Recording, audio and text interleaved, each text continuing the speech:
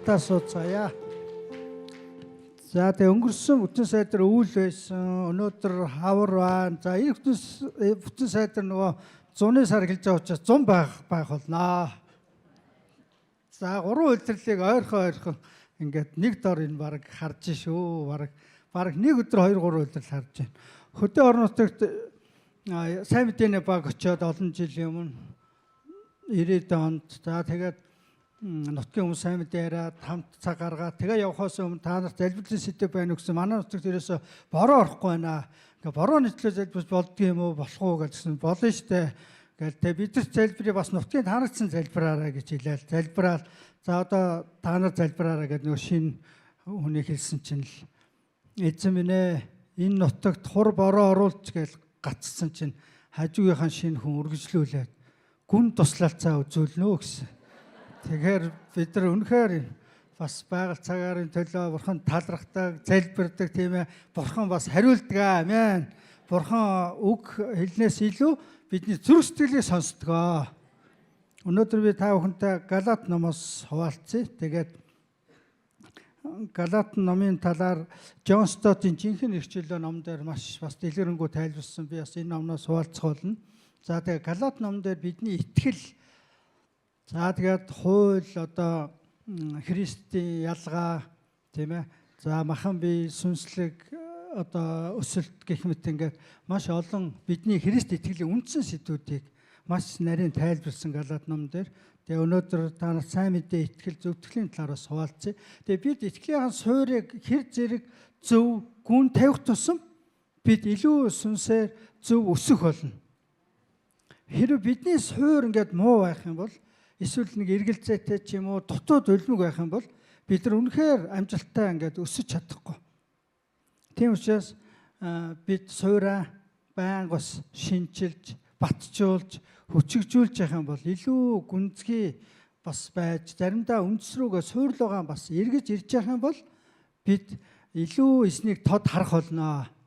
Эзэнтэй хамт бид илүү алхах болно. За тэгээ би Галаат 1:4-ыг уншиж өгье. Та бүхэн Библиэд бол бас хараарай.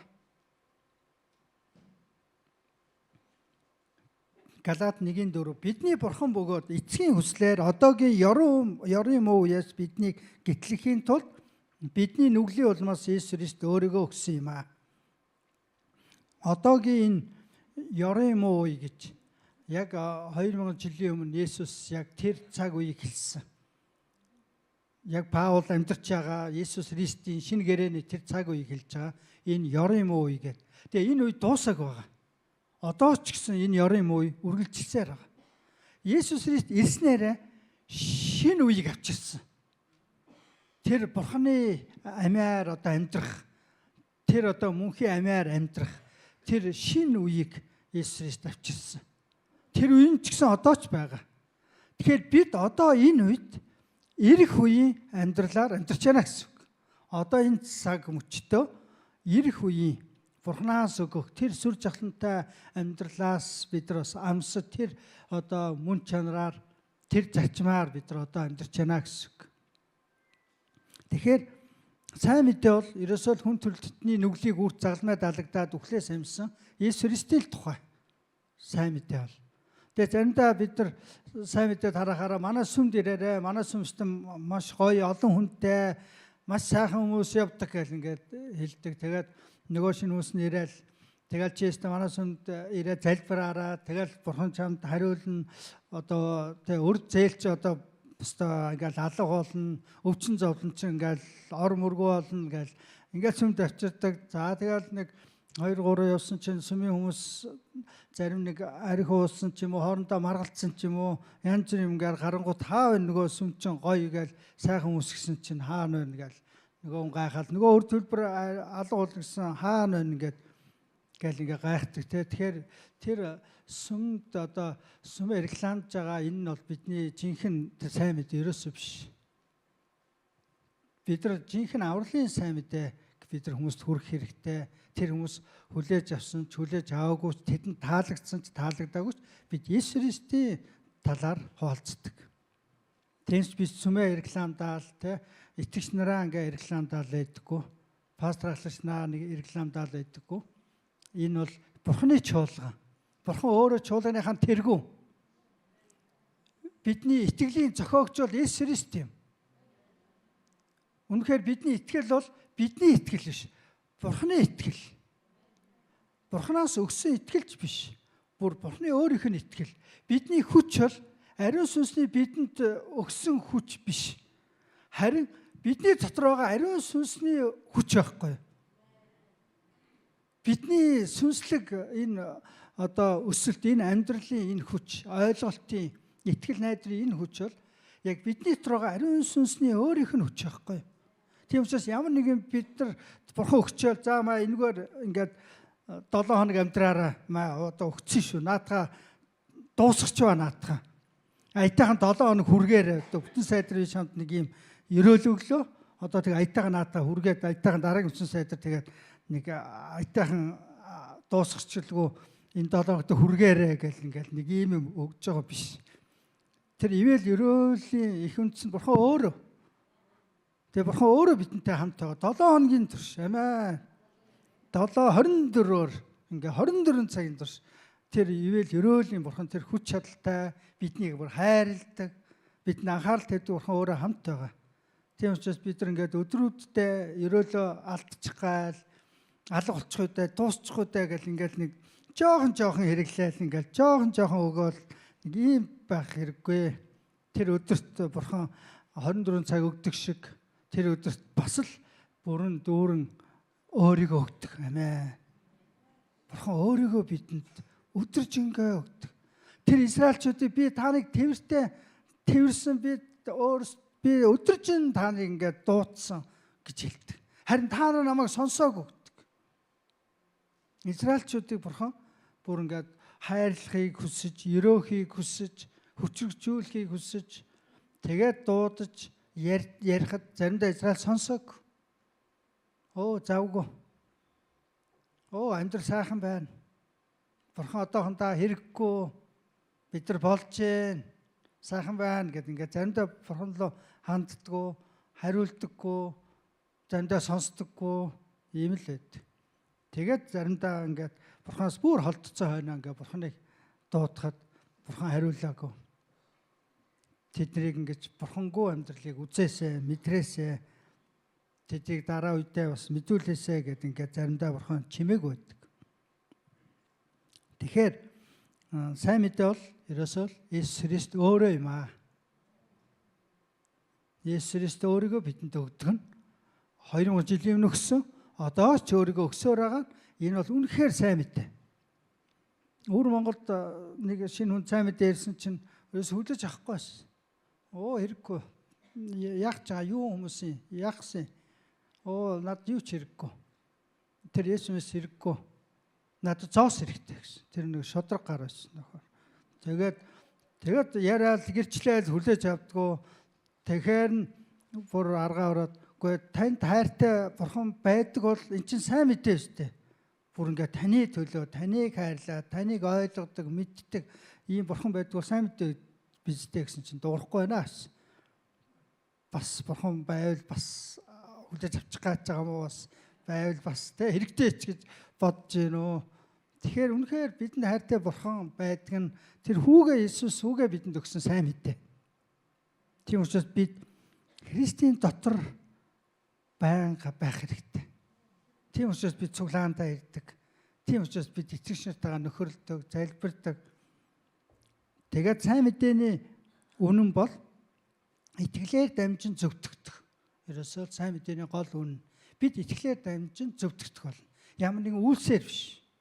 Бид сайн байснаар биш. Тэгэхээр Бурхан Авраамаар дамжуулан, чамаар дамжуулан бүх үндэстэн өрөөгдөг болно гэж амласан. Энэ амлалт нь түүний үр удамд ирсэн нэгэн үрээр буюу Есүс Христээр дамжуулан биелэгдэх боломжтой болсон. Есүс Христээр дамжуулан бүх үндэстэн өрөөгдөх боломжтой болсон. Петрийг евдээчүүдэд сайн мэдээ тараалахаар дуудсан Бурхан Паулыг харь үндэстнүүдэд сайн мэдээ тараалахаар дуудсан. Ингээд Паул одоо Галат ном бичсэн. Лустер одоо Галат аймгийн нэлээд хэдэн хотууд байгаа. Лустер, Дербиг. За тэр хотуудад зориулж ингээд бичсэн. Тэгээ тэнд хуурамч багш нар ирж хуурамч сургаал заасан. Фарисей бүлгээс итгэсэн. Ээжд итгэсэн хэрнээ Евдээ хуулийг дагдаг. Тэгээд хүч хөндүүл гэж шаарддаг хүмүүс ирсэн. За ингээд тэд нар ингээд Паул явсан газруудаар яваад та нар хүч хөндүүлэх ёстой. Тэгэхгүй бол аврагдахгүй гэж ингэж зааж гисэн. Энэ бол үнэхээр бүр гажууд л байгаа байхгүй. Энэ бол бүр аюул л байгаа байхгүй. Үнэхээр Есүс Христос хүмүүсийг холдуулахаар бүр ийм одоо аюултай ийм гаж ийм буруу мэдээ. За тэгээд Петр бас одоо Антиохт очсон. За хэсэг хугацаанд ингээ итгэгчтэй нөхөрлөд харин үндэстнүүдэд нөхөрлөд ингээд сайн мэдээ яриад гэрчлээд ингээд үйлчилж ирсэн. Гэтэл Израилаас хэдий евдээчүүд ирсэн. Нөгөө л хөвч хөндүүл гэж одоо заадаг евдээчүүд ирсэн. Гэтэл Петр тэднээс ингээд тэдний харангуйтаа тэднээс айгаад имээгээд тэгээ харин үндэстнүүдээс ингээ холдсон. Одоо нөгөө хөвч хөндүүлээгүй харин үндэстнүүдтэй хоолж явах үе евдээ хүн чинь харин үндэстний гэрт ордоггүй харин үндэстэн хүмүүстэй тэгэж нөхөрлөдөггүй. Гэтэл ингээд нөгөө шинэ итгэлтэй итгээд нэг удаагүй хэдий Петр Есүсийг 3 жил дагсан ч гэсэн бас итгэлээр өсөж яваа хүн учраас бас ингээд эдээчүүдийг хараад ингээд имээгээд хариуцснаас холдоо. Тэгээ энийг Паул хараад шууд зэмлсэн. Олны нүдэн дээр. Чи евдээ байж хариуцсан шиг ингээд евдээ одоо станчлаас орхиод хариуцсан шиг амьдарч байгаа юм нэ. Яагаад хариуцсанд эдээчүүд шиг амьдрахыг чи ингээд тулгаж байгаа. Яагаад чи энэ хөвчөндүр гэдэг хүмүүстэй нэгдвэ? Яагаад энэ хариуцсанд чи ингээд цайгаа барьж байгаа? Чи сайн мэдээний дагуу явахгүй шүү дээ. Ингээд зэмлсэн. Хэдий Петр сайн мэдээнд итгэлтэй ч гэсэн энэ удаа бүрэн одоо сайн мэдээг дагаж чадсангүй. Түүний үйлдэл нь сайн мэдээний эсрэг байсан, сайн мэдээний дагуу байсангүй. Тэгээ Петр яг үүнийг бас хүлээн авсан. Петр өмнө зөвхөн нэг тэр сүмийн одоо харуул бас сахиулаас болж эзнийг үгүйсгэсэн шүү дээ Петр. Би эзнийг танихгүй гэж үгүйсгэж байсан. Одоо дахиад нөгөө хүч хөндөөснээр аврагдана гэдэг евдээчүүдээс айгаад сайн мэдээнээс бас сайн мэдээг үгүйсгэсэн. Сайн мэдээг үгүйсгэн гэдэг чинь эзнийг үгүйсгэн гэсэн үг. Тийм учраас энэ байдалтай Паул эвдрээгүй. Паул маш шударга. Тэгээд хэдий Петрийн итгэл зөвчгсөн. Петр өөрөө евдээчүүд итгэлээр зөвтгөгдөн, харин үндсэн ч итгэлээр зөвтгөгдөн Бурханы холноо гэдгийг Петрч мэдчихсэн, Паул ч мэднэ. Гэтэл үүнээсээ ураад одоо ухраад ингээд харин үндснээс итгэж харин үндснээс цайгаа авчих. Бусад хүмүүс намайг юу гэж хэлэх бол? Намайг юу гэж дүгнэх бол гэж хүний хүсэл таацуулж байгаа байхгүй юу? Бурханы таал биш. Хүнт нийцүүлж, хүнт таацуулсан. Энийг Паул яг газар дээр шууд хэлсэн. Хэрвээ олны өмнө хэлэхгүй бол нөх хүмүүс энэ буруу байна гэж ойлгохгүй байхгүй. Тийм учраас яг олны өмнө энэ балда гаргасан учраас яг олны өмнө зэмлсэн. Бид нар бие биедээ бас одоо зэмлэх, ярих, зөвлөх хэрэгтэй. Бид нар хүн юм чи алдна. Тэгээ тэрэн бас намайг бас нэг хаяа зэмлдэг. Ер нь жилд нэг 2 ер нь зэмлүүлчихдээ. Тэгээ энэ жил он гараад ер нь баг 3 удаа зэмлүүлээ. Энэ жил нэлээ ширүү эхэлж байна. Ер нь бол тэгээ энэ бол яг би дуулуург алдаатай гэхээс илүү зүгээр сурж өсөж л гэсэн үг. Илүү сорилттой тулгарч जैन, давж जैन, сурж जैन гэсэн үг амин. Үнэхээр бидний төлөө бидэнд үннийг хэлдэг хүн байгаад нь та талархаар. Хэрв тийм хүн байхгүй бол тийм хүн олоор. Тэгэх юм бол та хэрв танд үннийг хэлдэг хүн байхгүй бол таны эргэн тойронд байгаа хүмүүс чинь зүгээр л одоо үннийг хэлдэггүй. Тийм одоо гин нүглийг өнгөрүүлдэг, зүгээр дуугаа өнгөрүүлдэг ийм л хүмүүс юм байна тий. Танд талцдаг хүмүүс юм шүү. Хэрвээ үнэхээр танд хайртай юм бол, таны төлөө юм бол, таныг болохгүй байгаа зүйлийг хэлэх ёстой. Гэхдээ Библи бидэнд хайраар үннийг хэлэх гэсэн. Хайраар хэлээрэй гэсэн үннийг.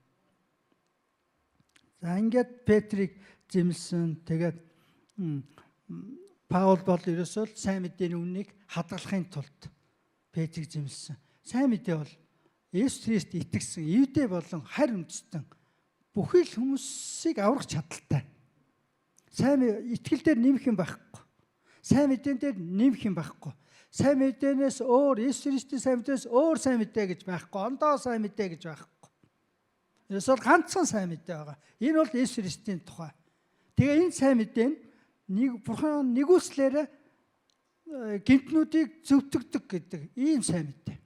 Энэ бол нэгүслийн сайн мэдээ амин. Харин хууль бол бусдыг ялалдаг, шийтгдэг. Тийм учраас Галаат номдэр энэ хуулийг дагах Христ дотор байхын ялгааг маш сайн тайлбарласан. Галаат 2:14 дээр Паул харин би сайн мэдээний үнээр цэг шулуу явахгүй байгаа тэднийг хараад зарим идэвчүүд бас Петрийг дагсан учраас бүгдийн өмнө Кефиг зэмлсэн гэж хэлдэг. Петр өөрийнхөө итгэл үншилдээр зогсох зориг түн дутагдсан. Эзний өмнө сайн мэдээний төлөө зогсох ёстой байтал хэсэг үлэг хүмүүсээс айхдаа өөрийн итгэл үншилдээрээ зогсож чадсангүй, хамгаалж чадсангүй. Энэ бусдад энэ бол үнэхээр буруу үлгэр дуурайл болох болно. Бусдад сайн мэдээ гажууд болох болно. Бусдын итгэлийг сулруулах болно. Гуйлах болно. Тэгээд Джон Стот энэ жинхэнэ хичээлөө номдэр юу гэж хэлсэн гэхээр, юу гэж асуусан гэхээр Бурхан евдээ болон харь үндэстнүүдийг нэг ижил арга замаар буюу цовдлогдсон Христэд итгэлээр нь дамжуулан зөвтгөж ялгарлдаггүй юм бол хөвч хөндүүлэлээгүйгээс нь болж бид харь үндэстнүүдтэй нөхөрлөөс татгалзах бид хин юм бэ? Бурхан тэднийг хөвч хөндүүлгээд тулгаагүй байхад бид яагаад харь үндэстэнд, бид яагаад итгэгч нарт илүү хуулийн тэр шаардлагуудыг бид яагаад тулах ёстой? Бид яагаад бусдад өндөр шаардлага тавих ёстой? Бид өөрсдөө Бурханы өмнө бүрэн хуулийг биелүүлж чадахгүй байж, бүрэн төгс ариун байж чадахгүй байж, яагаад бид бусдаас төгс ариун байдлыг шаардна вэ? Бас ингэж асуусан. Бурхан харь үндэстнүүдийг хүлээн авахаас өмнө хөвч хөндүүлэхийг шаарддаггүй юм бол түүний тулгаагийн нүслийг бид хэрхэн тэдэнд тулгах вэ? Хэрэв Бурхан тэднийг өөрийн нөхөрлөлд хүлээн авсан юм бол бид тэднийг өөрсдийн нөхөрлөөс хэрхэн гадуурхаж холдуулах вэ? Бурхан тэднийг өөртөө эвдрүүлсэн байхад Бурханы эвдэрсэн тэднээс бид хэрхэн зай барьж чадах вэ? Өөртөө адил зөвтгөгдсөн итгэгчийг цэвэр ус гэж үзсэн түүнтэй хамт бид хооллохгүй байх гэж юу? Бид эсийн бүлгийн хүмүүсээ голох гэж юу? Бид удирдагчаа голох гэж юу? Бурханаар томилогдсон, Бурханаар дуудагдсан, Бурханаар сонгогдсон тэр ах дүүсээ бид яагаад ялгаруулах вэ? Магадгүй тэд биднээс илүү гим нүгэлтэй, алдаа зөрчилтэй байж болно. Гэхдээ би тэдний гим зөрчлийг арилгахын тулд, уучлал цагаатахын тулд би юу ч хийж чадахгүй, би юу ч хийгээгүй. Тийм учраас Бурханы тэднийг уучлж байгаа, дэвчж байгаа, нэгүсж байгаа энэ их хайр нэгүслийг бид олж харах хэрэгтэй. Бид өөрсдөө Бурханы нэгүслийг хүлээн авдаг шиг, Бурханаас уучлал гуйдаг шиг, өршөөл инэрлийг Бурханаас хүсдэг шиг бид бусдад ч гэсэн тэр өршөөл инэрлийг бид бас өгдөг байх хэрэгтэй. Зарим чуулганд, зарим итгэгчдэд бусдыг ялгарлах үзэл бий. Арьс өнгөөр, урсгал чиглэлээр, шашин шүтлгээр, за тэгээд баян хоосон, ядуу, дотоод гадаад хөдөө юу гэдгийг гих мэтэр ингээд ялгарлах юм ерөнхийдөө тогтсон ийм үзлүүд байдаг. Хэрэв бид ингэж хүмүүсийг ялгарлахын бид өөрсдөө сайн мэдээний дагуу явахгүй нэ гэсэн. Буруу урсгалын талаар бол энэ дээрээгүй. Буруу урсгалынхантаа биднийг нэг дээрээ хүлээж аваарай гэж байхгүй. Тэгэхээр манай чуулганд Бурят, Казак, Орос, Хятад, Өвөр Монгол, Энтхэг, Араб хүмүүс ирвэл бид хүлээж авах уу? Эсвэл эвэртэй дулаан үтсэн шиг гайхах уу? Янз бүрийн хар шар янз бүрийн юм одоо хүмүүс ирж янз бүрийн одоо ястны хүмүүс янз бүрийн хувцастай өөрсдийн тийм тэ шашинжлалын дагуу хувцастай эсвэл муухай өнөртэй хүмүүс ирвэл бид ингэж одоо яаж харах вэ, хандах вэ тийм ээ. Бид бодох хэрэгтэй, бид өөрсдөө шалгах хэрэгтэй, өөрсдөө бэлдэх хэрэгтэй. Ямар ч хүнийг ялуулахгүй байхын тулд бид төлөвшөх хэрэгтэй, өсөх хэрэгтэй. Би болно, би чадна, би зөв гэж өөрсдөө зөвтгөх хэрэггүй, өмөөрөх хэрэггүй. Ром 15:7-оор Христ тааныг хүлээн авсны адил би бинээ хүлээн аваарай гэж байдаг. Байгаагаар. Тэгэхээр байга нь бусдыг хүлээн авах гэдэг бол энэ амаргүй. Тэр танихгүй хүмүүсийг битэл гэр бүлийнхаа хамт амьдарч байгаа хүмүүсээс ч байга нь хүлээж авах амаргүй. Тэгэл нэг засчих гал тэгээч, ингээч, зовлонтой, яшигтай юм. Ер нь ийм шаардлага биелүүлэхгүй бол ер нь явсан дээш шүү бараг л явуулчих гал ер нь бол. Бараг л ер нь хаалга тэнд байшгүй л гэх бараг л те бараг л хаалга цаанаас нь хаадчихтаа л гэх гал. Айгүй бол ер нь бол амаргүй байхгүй. Итгэгч нар ингээд хамтдаа нөгөө амьдарч биелээ сургууль сурдаг сургууль байдаг. Тэгээд энэ чи ер нь бол хоёр хүн ойлголцоход ямар үлээ. Тэгэл өрөөндөө дөрөөрөө ч юм уу. За тэгэл ангиараа ингээл тэ 10-20-оор ингээл хамт амьдрын штэ. Тэгэл нөгөө Бурхныхаа хайрыг Библиэд судлаад чимээгүй цагаа игээл магтан дуулаад тэгсэн чинь оройн маргалдаал штэ. Ямар гачи юм чи одоо чимээгүй байгаач унтмаар байна. Гэхдээ би Бурхныг магтаж штэ. Гитараар би хөгжмөөр би Бурхныг магтаж штэ. Унтах цаг болчиход байна гэл. За тэгэл юм би болно да. Ямар урхираад байна чи. Арга хэмжээ аваач. Унтуулсангүй. Өнөөрөө өрөөнд орж унтахаас чиний хажууд ерөөсөө байж чадахгүй юм байна. За ингээл хэлнэ ер нь бол. Тэгэл яг л хамтын амьдрал дотор тэгэл зөрчилдөөл, уучлал, хайрлал, тэврэл, хүлээж аваад за ингээл төгсдөг да. Ер нь бол. Тэн чин зөвөр бөө юм болж байгаа юм чи. Тэгэл дадлагт явна. За тэгэл би хоол иддэггүй. Би ганцаараа идмээр байна. Би нэг салхинд гарчаад ирмээр байна. Би нэг ууланд гарчаад ирмээр байна. Сайхан агарт нэг сайхан явчаад ирээ. Нөгөө баг нь үйлчлээд нэг нь байхгүй хааш явж мэдгүй. Эсвэл нэг нь моцоглолтой хүнтэйгээ явцсан. Сайн мэдээ тарах гэж байгаа явц байхгүй. Утас нь холбогдохгүй. Яана манай нэг хүн яачаа залбирал нөгөө хүн оройн ирснэ. Би сайн мэдээ тараад хүмүүс авраад ирлээ. Чи хэлэхгүй яасан бид нар санаа зовоо залбираад бурхан яв гэдэгсэн шүү. Бурхан намайг яваад ир ганцаараа яваад ир гэсэн. Гэх мэт ингээ бид нар суралцнаа. Бид нар энэ хүмүүсийг л байгаар хүлээж авахд суралцдаг хүмүүс шүү дээ. Тэрээс хүнийг өөрчлөхөд биш ээ. Амар хүнийг өөрчилдөг хүн. За над руу явуулчаарай. Би тэгээд 30 олноо. Амар сургадаг, заадаг, өөрчилдөг. Лако. Манай хүмүүстэй номхон өстэй. Яг л командаар. Энд чи сүммүн үү юу вэ те? Цэрэг юм уу те? Цэрэг айр юм уу? Тийм учраас бид зүгээр л бусдыг сайн мэдээний дагуу би зүгээр л хүлээж авах болно. Бусдаа байгаагаар нь бид нар харилцаж, аль болохоор бусдыг ойлгохыг хичээх болно. Хүчтэй нь хүчгүүгээ ачааг үрээ гэж хэлдэг. Хүчтэй нь хүчгүүгээ одоо үүрч яваарай, туслаарай гэж хэлдэг. Хүчтэй нь хүчгүүдээ тусалж дэмжих хэрэгтэй. Тэгээд тийм зөрөг байна. Тэнэгт ямар ч эргэлзээгүйгээр зам тавьж өгөө гэдэг юм зөвлөгөө өгдөг. Ерөөсөө тэгж хүнийг өөрчлөх, байрах, загнах одоо тийх шаардлага байхгүй. Зүгээр л сайхан сонсоол ямар асуудал байна? Юу болов? Яасан?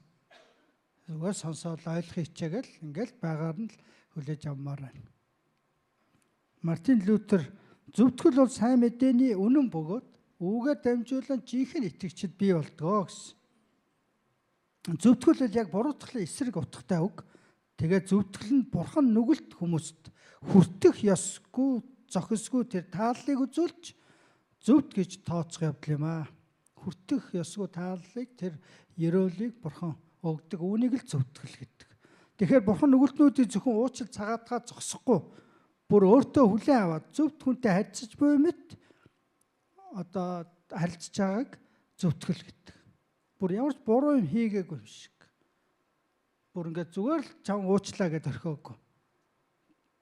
Би чамтай хамт баймаар чи одоо надтай хамт байх миний өмнө ирэх зохистой болсон. Миний нэрээр үйлчлэх зохистой болсон. Надаас гуйн залбирах эрх мэдэлтэй болсон. Ямар гайхамшигтай. Бүр ямар сайн үлдээгөө хүнийг ч гэсэн бурхан нэгүслээрээ зөвтгдөг. Ямар нэгэн хүн шаардлага тавихгүй. Эхлээ чи тамхиа ичээд ир. Эхлээ чи энэ нэг хэрэлтгээ болчиход ир гэж шаардлага тавьдаггүй. Зүгээр л хүрээд тамхи хүнтэй дэл ч гэдэггүй шүү. Ер нь бараг л юу нэртэй дээ.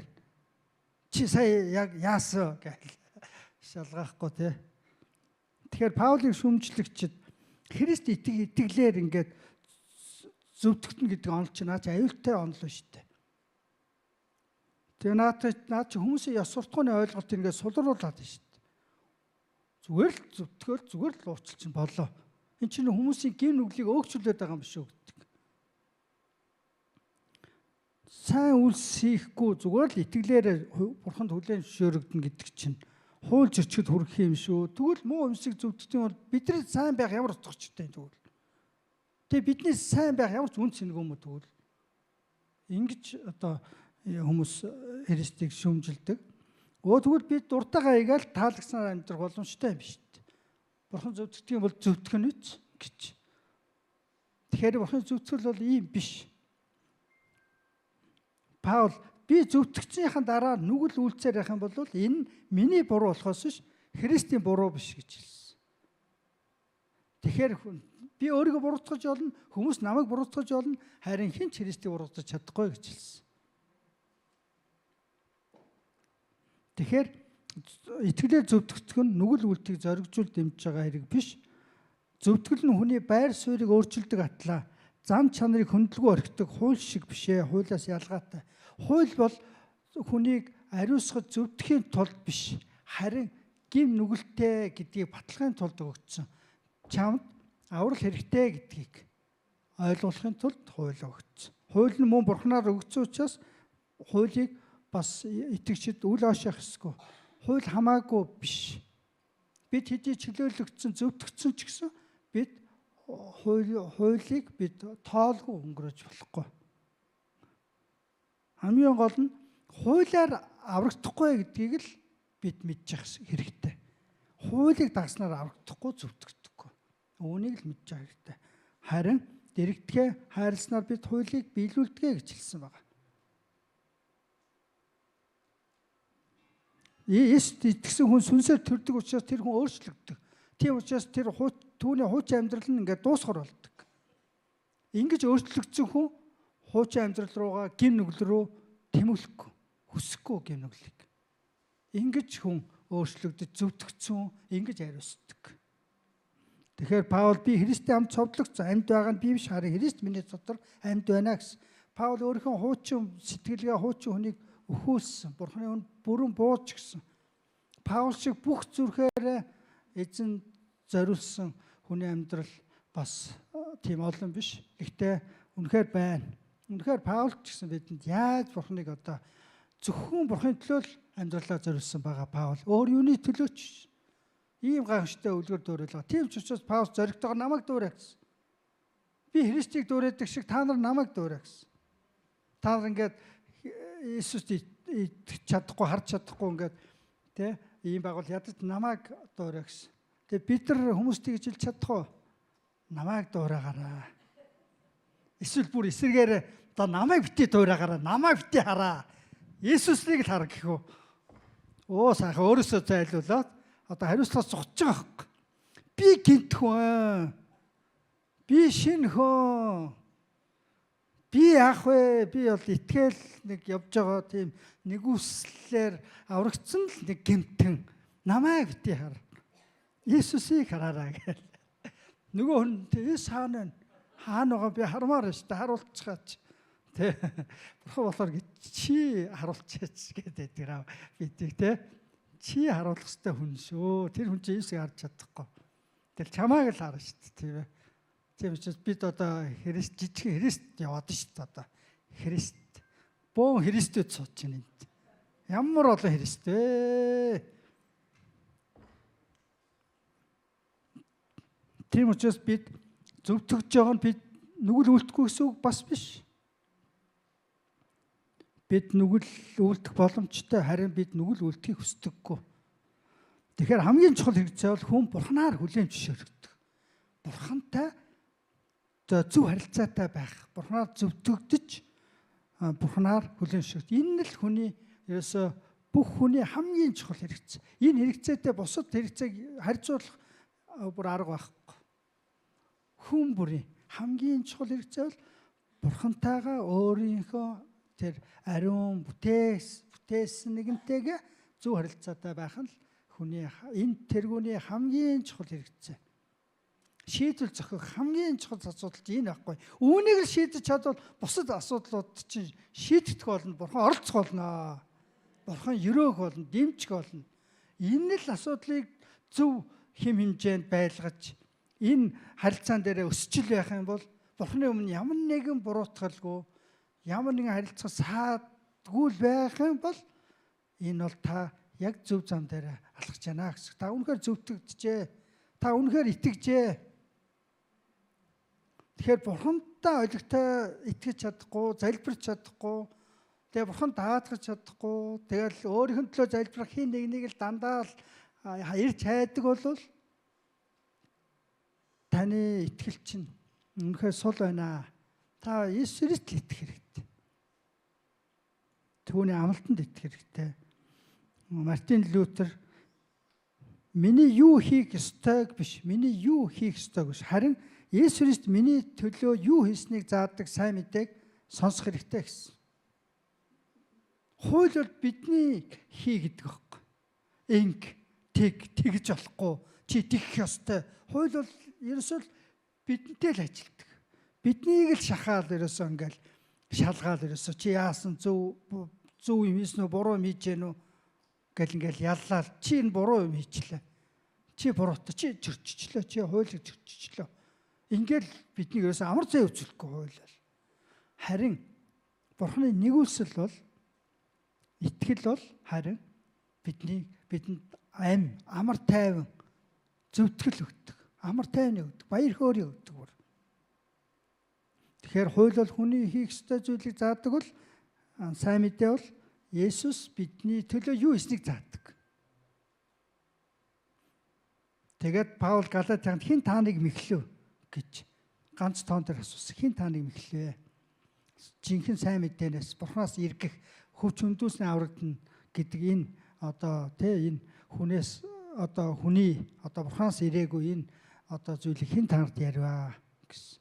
Нэг тоон дээр тэгэхээр хуулийн багш нарыг заагаагүй хуулийн багшийн цаана буруу сургаалын цаана муу сүнс байна гэсэн. Есүс сатаныг худал хуурмыг эцэг гэж нэрлсэн байна. Тэгэхээр халиваа үнэн биш бүх зүйл муу сүнсээс сатан сэтгэх байхгүй. Тийм учраас бид хүний ярьж байгаа тэр үннийг бид шалгах хэрэгтэй. Бид Бурханы үгээр шалгах хэрэгтэй. Сайн мэдээгээр шалгах хэрэгтэй. Хин ярьж гин гэдгээр биш. Хин ч ярьж байсан хиний үгээр ярьж байна. Хиний тухай ярьж байна гэдгээр сайн мэдээгээр шалгах хэрэгтэй. Тэгэхээр Галатийн хүмүүсийн өмнө Есүс Христийн цовдлогдож үхлээс амьсан тааны нүдэнд дүрслэгдсэн байтал хин таныг мэхлэвэ гэсэн. Яг нэг иш шидэнд хууртагдаад хин нэгэнд мэхлэгдээд яг хууртцсан хүмүүс шиг та ингээд хуурагдчихлаа шүү дээ, мэхлэгдсэн байж шүү дээ. Уг нь тааны нүдний өмнө Христ бүр ингээд үхлээс амьсан бүр дүрслэгдсэн шүү дээ. Та нар бараг харж байгаа юм шиг байсан шүү дээ. Тэгээ одоо яагаад ингээд ухарч байгаа гэсэн. Тэгэхээр Авраам Бурханд итгэсэн зөвхт байдал тооцоолсон. Авраам чиний үр удмаар дамжуулан Үнэхээр олон үндэстнүүд өрөөгдөн, чиний үрээр дамжуул олон үндэст өрөөгдөн, чи олон үр удамтай болноо гэж хэлсэн. Яг энэ амлалтын өгөхөд Авраамд энэ боломжгүй байсан. Нөхцөл байдлыг харах юм бол ямар ч биелэгдэх боломжгүй байсан. Гэвч Авраам нөхцөл байдал биш. Харин өөрт нь амлалт өгсөн Бурханы итгэмжит байдалд түшиглэхээр сонголт хийсэн юм аа. Авраам Бурханд итгэл найдраа тавьсан. Ямар нэг энэ нөхцөл байдал биш. Өөрийгөө харах юм бол ямар ч тийм олон хүүхдтэй байх боломжгүй. Бүр ганц хүүхдгүй бүр. Тэгээ нассан, өтөлсөн ийм биш. Тэгэхэд Бурхан олон өөр одоо ч бүр тоошгүй олон болноо гэсэн. Тэгэхэд л Авраам итгэж штэ. Тэгээд итгэснээрээ зөвтгөгдсөн. Чи миний үгэнд итгэсэн учраас чи зөвтгөгдсөн. Чи надад итгэсэн учраас чамаар дамжуулан бүх үндэстнүүд өрөөгдөх болно гэсэн. Ямар гайхалтай. Нэг хүний зөв шийдвэрээс болж маш олон үндэстнүүд, маш олон хүмүүс өрөөгддөг. Нэг хүний буруу шийдвэрээс болж маш олон хүмүүс бас хохирдог. Адамаас болж хүн төрлөختөн гимнүгэл дунсан бол Есүс Христ гэдэг хоёр дахь Адам тэр дараагийн зөвхт нэгнээр дамжуулан бүхэл үндэстнүүд зөвтгөгдөх, өрөөгдөх боломжтой болсон. Тийм учраас бид ямар сонголт гаргаж байгаа, бид ямар шийдвэр гаргаж байгаа бодох хэрэгтэй. Бидний гаргасан шийдвэрээс болж маш олон хүмүүс нэг бол босон, нэг бол бүдэрч унана. Тийм учраас шинэ хүнийг та нар бүдрүүлснээс термин чулуу хүзүүндээ зүгээд далаад хаягдсан дээрээ гэсэн. Ямар амир вэ? Нэгэн хүний авралыг алдуулснаас зүгээр чи өөрөө баг алгасан дээрээ л гэж баг чи өөрөө баг усан дээр. Ямар амир. Бид нэг хүнийг бүдрүүлэхгүй тулд бид ингэтлээ одоо өөхөө амьд байх уу гэдгээ шийдэх хүртлээ ингэж хариуцлагатай хандах нэ. Бидэнд ерөөсөө хариуцлага байгаа. Бидэнд бол хуулийн дарамт байхгүй. Ял байхгүй, айдас байхгүй. Гэхдээ бидэнд нэг зүйл байгаа. Бидэнд итгэл байгаа, бидэнд бас хариуцлага байгаа. Хожим бид Бурхны өмнө очино. Гэхдээ бид айдастайгаар биш. Бид үнэхээр итгэсэн юм бол, зөвтгөгдсөн юм бол, бид Христийг дагдаг юм бол бид зөвтгөгдсөн учраас бидэнд ямар ч айдас байхгүй маа. Харин эзнээс эмээхийг бид нар санаж явах хэрэгтэй. Эзнээс бид эмээх хэрэгтэй. Энэ бол бидний хариуцлага. Яг Авраамийн нүдэнд олон хүүхэдтэй байгаагаар Бурхны амлалт дүрслэгдсэн шиг Галаатчууд ч гэсэн Христ цовдлогдсон, үхлээс амьсан дүрслэгдсэн. Яг энэ дүрслийг хэрв тэд санаж исэн бол, харж исэн бол сайн мэдээс урахгүй байх байсан, холдохгүй байх байсан. Христээс анхаарлаа холдуулсан учраас хэн нэгэн эрхэм хүний үг сургаал дээр гажууд сургаалд автагдсан. Петр хүртэл тэр эвдээшин талд орцсон зогсож байсан. Нөгөө алдартай нөгөө Петр шүү дээ. Есүсийг 3 жил дагсан нөгөө дагалдагч Петр хүртэл эвдээчээс имээгээд хариуцлагатай нөхөрлж байсан нь. Би таныг танихгүй шүү. Танихгүй. Би таартай хамт байгаагүй. Ингээд холдоод ингээд хүний таалд нийцүүлээд ингээд итгэлээрээ зогсож чадаагүй. Тэгэхээр бид сорилтанд бүү оруулаач гэж залбирдаг чинь ийм очтой байхгүй. Бидэнд сорилтууд ирнэ. Бид соригдно, харин бид Бурханаасаа зурчил байх юм бол Христэд бидний төлөө үхээд амьдсан. Биднийг зөвтгсөн Есүс Христээр бид анхаарлаа тавьж байх юм бол бид унахгүй. Бид унсан ч эзэн бидний босгох болно. Тийм учраас сайн мэдээ бол Христ буюу загалмай дээрх түүний ажил юм. Тэгэхээр бид сайн мэдээ тунхлана гэдэг нь Христ загалмай дээр юу хийснийг хүмүүс дүрслэж үзүүлнэ, илээр дүрслэнэ гэсэн үг. Бүр итгэлтэйгээр бид бүр нүдээр харсан юм шиг. Есүс миний төлөө загалмай, таны төлөө загалмай цовдлогдоод үхлээс амьсан гэдэг. Өнөөдөр ч Христ таныг хайрладаг гэдэг энэ үннийг бид бүр ингээд маш тийм зоригтой, тодорхойгоор, итгэлтэйгээр тунхлах хэрэгтэй. Бид нар тэр хүнийг ямар аврах гэж байгаа биш. Бид нар ямар тэр хүнийг зөвтгөх гэж байгаа биш. Бид зүгээр түүнийг зөвтгөхийн төлөө амиа өгсөн Есүс Христийг л тунхаглахад тэр хүн Есүс рүү анхаарал хандуулах юм бол тэр Есүсээр зөвтгөх болно. Тэр бас амьтай болно. Хуулийг сагснаар аврагдана, хөвч хөндүүлснээр одоо хоцолсноор аврагдана гэдэг чинь өөртөө авралын төлөө ямар нэгэн ажил хийхийг шаардаад байна гэсэн үг.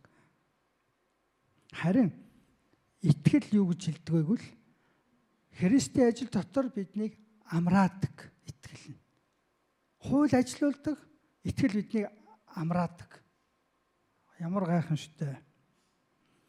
Тэгэхээр бурхантай зөв харилцаатай байх нь итгэлийн гол одоо асуудал байгаа. Бурхантай эрхэм зөв харилцаатай байхыг л итгэл бидэнд заадаг, сануулдаг, шийддэг. Тэгэхээр бид бурхан зөвтгсөн бол бурханы таалал болон түүний инээмсэглэл дор алхаж байна гэсэн. Хүн таалагдах гэсэн үсэл хүн бүрт байдаг. Найздаа таалагдах, эцэгтэй таалагдах. За тэгэл одоо ажлынхандаа таалагдах юм ингээл хин нэгэнд таалагдах юм хүсэл байдаг. Тэгээ үүний адил бидний төрлөх чанар Бурхны эсрэг байдаг ч гэсэн бид харин Бурхны хүслийг эрэлхийлж идэг. Бид Бурхантай зөв харилцаанд байхыг хүсдэг. Тийм учраас бид Бурхны хүслийг мэдэж бид Бурхны хүслийн дагуу байхаар дандаа шийдэх хэрэгтэй. Энэ бол сүнсний өсөлт. Тэгэхээр Бурхныг олсон хүн амьд байх болно. Сүнслэг амьтай байх болно. Иохан 17-гийн 3 дээр цорын ганц үнэн бурхан таныг болон таны илгээсэн Есүс Христийг мэдгэн мөнх аим гэсэн. Тэгэхээр зөвтгөл гэдэг нь бурханы таалтай байх. Мөнхийн аим гэдэг нь бурхантай нөхөрлөхийг хэлдэг юм байна. Зөвтгөл гэдэг нь бурханы тааллын дагуу амьдрахыг хэлж байгаа. Мөнхийн аим гэдэг нь бурхантай нөхөрлөхийг хэлдэг. Тийм учраас бид амьтай байна гэдэг чинь бурхантай үргэлж холбоотой хамт байна гэсэн. Бид хэрэг бурханаас холдох юм бол Есүс Христос холдох юм бол бид нэгүслээ авралаа алдах боломжтой. Ийдэчүүд харь үндэстнийг хараалын дор байдаг гэж үздэг. Ийдэчүүд харь үндэстэн болон хараалын дор байдаг. Өөртөө болохоор бид ингээд зөвтгөгдсөн, аврагдсан бурханы аврахааны үр сад гэж өөртөө хэлдэг. Гэтэл Паул Галат номер дамжуулан юу гэж хэлсэн гэхээр хараалын дор байгаа нь тэр ёс бус гин нүглийг үлддэг харь үндэстнүүд хараалын дор байхаас гадна Христэд итгэдэггүй еврейчүүд бас хараалын дор байдгаа гэсэн чинь еврейчүүд цочирч байгаа. Бүр шоконд орж байгаа. Юу вэ аврахаа бид чи аврахааны үр удам штэ. Чи бурхан аврагдсан хүмүүс штэ бид нар чинь онцгой ардун байхгүй еврейчүүд. Ингэж өөрсдөө зөвтгдөг. Тэгээд Есүс ч тэр Паул ч тэр та нар бол хэрв Христ итгэхгүй л бол та нар гимнүглийнхаа дотор үхнэ гэсэн. Тэгтэл бид нар Авраамийн хүүхдүүд бид Мосегийн бид дагалдагчид гэсэн. Мосег багшаа гэж үздэг. Бид Мосегийн дагалдагч. Гүү та нар хэрв Авраамийн хүүхдүүд байсан бол намайг надад итгэх байсан. Намайг хайрлах байсан, намайг даах байсан. Гэтэл одоо намайг та нар идээчүүд, фарисеучуд та нар намайг алах гэж штт. Тэгэхээр та нар өөрийнхөө эцгээс гаралтай. Та нар эцэг бол диавол гэсэн. За ингээд байхгүй тэдний бүр уур бухимдлыг төрүүлээд тэгээд Есүсийг бүр алхаар шийдсэн. За бүр бидний бүр сатааны үр сад гинэ. Бүр ингэж дормжлогтой яах вэ? Энэ өөрөө хэн болчоод биднийг ингэж хуулийн багш нарыг бүр ингээд багаасаа хуулийг Мосегийн хуулийг чэйжлээд бүр ингээд өөрийн болгоцсон заадаг бүр мэддэг үгсэхгүй мэддэг биднийг одоо бүр одоо бүр сатаа матаа болгоцсон нүгэлтэн болгоцсон энэ одоо бүр юу вэ? Энэ одоо юудэ хүмүүн үү шүү. Энэ манай юудэ нөгөө үнэт зүйлсийг бүр ингээд ачаа ичлаа бүр. Бүр ахангүй болгоо ичлээ. За юудэ бид нар ингээд аврахын үүрээ сад бид нар ингээд дуустдаг байжээ. Энийг дуусгах юмс. Энэ бүр болохоо ич. Энэ бүр хангалттай одоо боли энийг Есүсийг алъя бариад яаж хизээ барих вэ? Хуйлтч гэсэн, ярилцч гэсэн.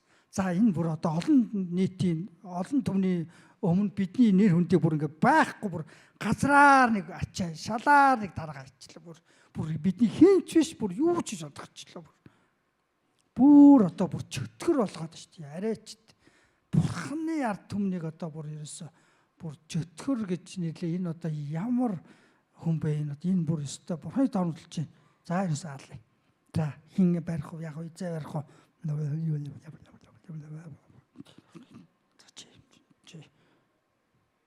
Тэгээд харин Юдас гарч ирээд би хаана байгааг мэдэн шүү. Би таар тусалж олно шүү. Тэгээ чи бидэрт нэг яг хаана байгааг хэлээд өгөөч. Вонг. Май эдэх юм аа. За тохирлоош. За яг орой. За хэнчтээлэр. Бүр ингээд хуйлдаад Иесийг бариад алаад. Иесус шудраг байснаасаа залгагдсан. Иесус үннийг хэлснээсээ олж залгагдсан. Тийм учраас бид Христийн үннийг бид хадгалах хэрэгтэй байна, хамгаалах хэрэгтэй байна. Энэ л бидний итгэлийн үндэс суурь шүү. Энэ л бидний итгэл. Итгэлээр айхтар өсөж их том болохоос илүү ерөөсөө бидний итгэл өчүүхэн төдий ч гэсэн бат байх юм бол хинт ч хугарахгүй, хуглагдахгүй, нугарахгүй юм аа. Хинт ч ялагдчихгүй юм аа. Амен. Тийм ээ, өчүүхэн төдий Христос Бурхны хүү гэдэгт л бид бат итгэсээр явах юм бол хизээч үүнийгээ тунхаглахад бэлэн, хамгаалахад бэлэн энэ итгэл дээр зогсож л байгаа юм бол бид үнэхээр зөвдөгцөн, үнэхээр Бурхны хүүхдүүд байна. Тэгэхээр бидний энэ итгэлийг хулгайлах гэж, энэ итгэлийг одоо алдуулах гэж нийгмээс маш их сорилтууд ирэх бол сүмүүдэж зөвшөөрлөхгүй, годомжин сайн мэдээд харааж болохгүй, ном материал тарааж болохгүй, одоо юу гэдгийг те төрийн байгууллагад одоо цуглаан хийж болохгүй, маш их олон магадгүй дүрм журмуудыг гаргаж магадгүй. Тийм учраас бид итгэлээрээ маш сэрэмжтэй, сонор соргог байх шаардлагатай. Тэхийн тулд бид үргэлж Христийн дотор байх шаардлагатай. Тэгэхээр итгэл гэдэг нь Есүс Христос хувьчлан зуурхыг хэлнэ. Үүнд ямар ч одоо аврагдахын төлөөх ямар ч зүтгэл ордлох хэрэггүй. Итгэл гэдэг нь ямар нэгэн ажил биш. Хүний үнц нь өөрт нь биш. Өөрийг нь аварсан Бурханд байдаг юм аа хүний үнц нь. Тэгэхээр Мартин Лютер юу гэж хэлсэн гэхээр итгэл гэдэг нь үнэт эрдэнэ болох Есүс Христийг олж явахаас өөр юу ч биш юм аа гэсэн. Итгэл гэдэг чинь Есүстэй нэгдэхээс Есүсийг амьдралдаа оруулахаас өөр юу ч биш юм аа. Тэгэхээр өнөөдөр хүн Есүс Христтэй л хамт байгаа бол энэ бол үнэхээр хангалттай. Бүгдээр хамт босцоо. Тэгэхээр хууль бол гим нүглийг илчилж, тийм ээ. Хуулийн зорилго бол хүний намблаг тэр багийг хуулж түүний цаана нүгэлт эслүү гим буруутай Бурхны шийтгэл дор байдаг өөрийгөө аврах чадваргүй нэгэн болох илчлэг явдал юм аа. Хуулийн зорилго хинч төгс биш. Хинч хуулийг биелүүлж чадахгүй. Хинч Бурхны өмнө зөвтгөж чадахгүй. Одоо хүн бүрд ялгуурл байхгүй. Бүгд нүгэл үлдэж Бурхны алдарт хүрсэнгүй гэдэг.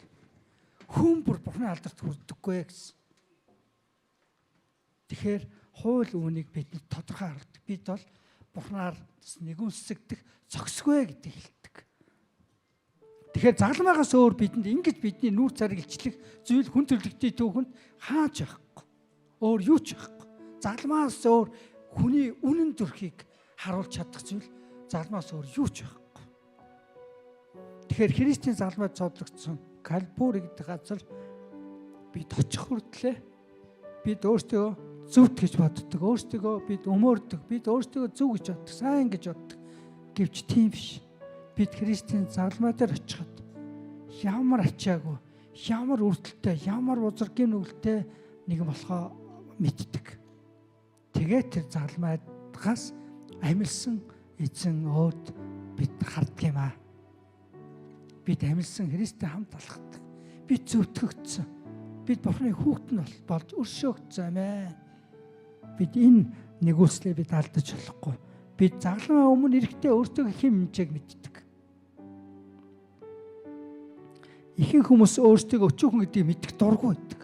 Хүсдэггүй, өөрийнхөө гим нүгэлтэй ачаагүй, юу ч хийж чадахгүй, сул дараа гим буруутай гэдгээ хүмүүс харах дургүй байдаг, хүсдэггүй байдаг. Тийм учраас Есүст итгэдэг олон хүмүүс Христийн эхнийг буруутгадаг, эсэргүүцдэг, хавчдаг. Тэд бол өөрсдөд нь таадаа санагдж байгаа мэдрэмж авахыг л хүсдэг. Өөртөө аль болох одоо магтах, сайн гэж хэлэх л зүйлс рүү явдаг. Тэд загалан байгаас зориуд зайлс хийдэг. Есүс Христээр биш өөртөө авралыг олж авахыг үздэг. Тэд Христийг үзэн яддаг. Бид өөрсдөө сайрхаа болсон үедээ л бид өөртөө гим нүгэлтэй гэдгээ зөвшөөрсөн үедээ л бид авралын загалмай өмнө ирж бид Есүс талархаж үлдсэн амьдралаа би түүнтэй өнгөрөхөөр шийддэг юм аа. Бид амьлсан Христийн өмнө ирж бас загалмайд цовдлогдсон Христээс болж бид Бурхантай эвлэрч бид амиар тэр Бурханы амиар амьдэрдэг. Тэгээд Паул сайн мэдээ тарааж явахдаа Бурханы зүрх сэтгэлийг нэгүсдэг сүнсэнтэй тээж Есүсийн оромнуудыг биедээ одоо авч явдаг гэсэн.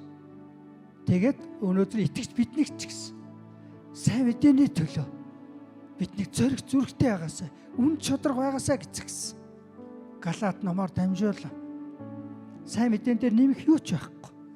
Аврагдахын тулд итгэл дээр нэмэх юу ч байхгүй. Би зүгээр л нэгүслээр зөвтгөгдөж аврагдсан. Тийм учраас бид Бурханд талархаж бид Бурханы энэ үннийг бид үнэлэх хэрэгтэй. Энэ нэгүсэл дотор бидний үнц нь байдаг. Бүгдээр хамт залбирая. Буруу сургаалаас сэрэмжлэхийн төлөө, сайн мэдээний үнэн дотор үрэл зогсохын төлөө бүр эцээ хүртэл Есүсийн төлөө магадгүй шархлах, зодуулах, хавчигдсан ч гэсэн энэ Христийн биднийг хайрлсан Христэд үнч баймаар байна. Тэгэхээр үнэт эрдэнэ болох Есүсээс зуурахын төлөө залбирцгаая. Бурхантай зөв харилцаагаа хадгалахын төлөө залбирцгаая. Бүгдээрээ сайн мэдээгээр нь тунхлахын төлөө залбирцгаая. Нэг манайхны нэг сүмээс нэг итгэгч буруу урсгал руу явсан. Бүр сургалтанд сууж яана гэдэг та сургалтанд сууж байгаа чи тийм ээ гэсэн. Та бодож үзээрэй. Та шалгаж үзээрэй. Дахиад уулзсан 2 сарын дараа та явсаар байна гэсэн. Явсаар гэсэн. Бүр тийшээ тэр цуглаанд бүр явцсан буруу урсгал руу. Тэгэхээр би 3 асуулт асуусан. Би бүр уцаар ярьж байгаа, дуулж байгаа. Тэ 3 асуулсан. Нэгдүгээр та Есүст итгэдэг. Тэгэхээр та өөрийн сүм чуулганаас өөр тэр урсгал, өөр сүм рүү явах уу гэдгээ Есүсээс асуусан уу гэж асуусан. Есүстэй зөвлөсөн үү? Есүс асуусан уу? Бид ч Есүст итгэдэг штэ. Бид нар хаана байх вэ гэдгээ Есүс бид асуудаг штэ. Юу хийх вэ гэдгээ. Тэгэхээр та Есүс асуусан уу гэсэн. Дуграагүй, хариулаагүй. За хоёр дахь асуулт. Та өөр энэ урсгал руу энэ хүмүүсийн буруу гэд миний танд буруу урсгал гэж хэлээд байгаа энэ урсгал руу явахдаа та удирдлагч пасторуудаа зөвлөсөн үү гэсэн. Хариулаагүй. 3 дахь асуулт. Та ямар урсгал, ямар сүм цуглаа, ямар итгэл бишрэл рүү явах гээд байгаагаа судалсан уу гэсэн. Хариулаагүй. Тэгэхээр энд байгаа бид бүгдээр эсний сайн мэдээнээс бид ухрах ёсгүй. Бид загалмай дээр амиа өгсөн. Бидний төлөө өөрийгөө тэр үхэл тушаасан бид Христээс бид урах ёсгүй. Бидний амьдралд ямар ч авчлага тохиолдсон бай. Бидний нүдний өмнө ямар ч болохгүй тэр хэцүү бэрхшээлүүд бай. Бид сайн мэдээнээс бид ухрах ёсгүй юм аа. Бид эзнээс нүүр буруулах ёсгүй юм аа. Бүгдээр хамт залбирцгаа.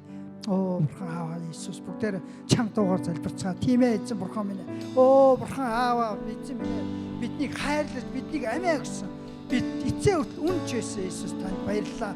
Оо Бурхан Аава бидний итгэлийг улам бат болгож, улам бидний зориг зүрх өгөөч эзэн.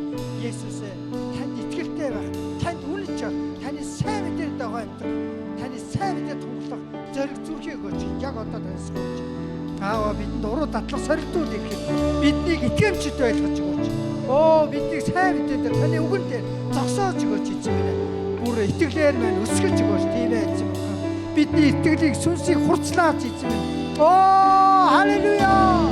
Халелуя эзэн минь. Тийм ээ ямар ч ажлах ирсэн, ямар уруу татлах ирсэн. Биднийг Есүсээ танд үлж байлгаж өгөөч. Танд итгэлтэй байлгаж өгөөч эзэн. Оо ариун их эзэн таныг хайрлах хайраар дүүргэж өгөөч. Таны жинхэнэ дагалдагч болгож өгөөч. Тийм ээ. Бүгдээр эзний багтъя. Оо халелуя Иесус. Оо эзэн. Халелуя эзэн. Бидний магтаал үлээ авах болтугай. Итгэлийг хүлээн авах болтугай. Бүгдээр эзний багтъя.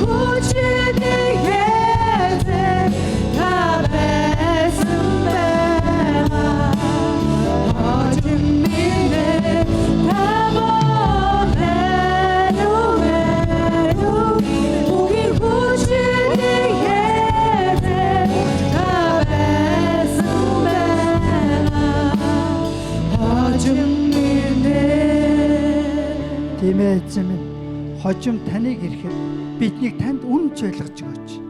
Эцсийн хүртэл төвчээртэй аврагдах болно.